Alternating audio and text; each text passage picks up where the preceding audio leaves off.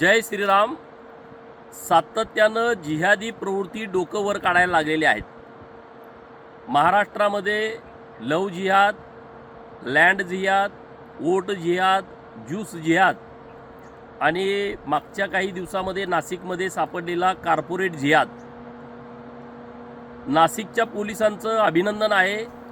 अत्यंत लक्षपूर्वक काळजीपूर्वक त्यांनी हे प्रकरण हाताळलं, बाहेर काढलं। या प्रकरणाची जी मुख्य होती निदा खान, जी गेले काही दिवसापासून फरार होती, या सगळ्या गोष्टीचा मास्टरमाइंड ती होती आणि सातत्यानं पोलीस प्रयत्न करत होते। काल संभाजीनगरमधून निदा खानला अटक केली आहे।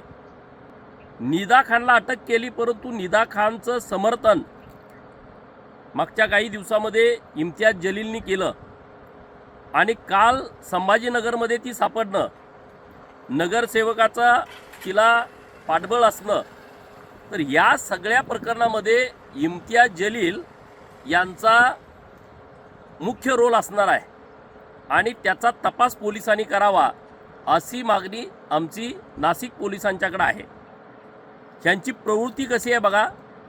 अशोक खरातसारखा भोंदू बाबा जेव्हा लोकांच्या समोर आला, तेव्हा कुठल्याही हिंदू समाजातील व्यक्तिमत्वानी, पुढाऱ्यांनी कुणी याचं समर्थन केलं नाही।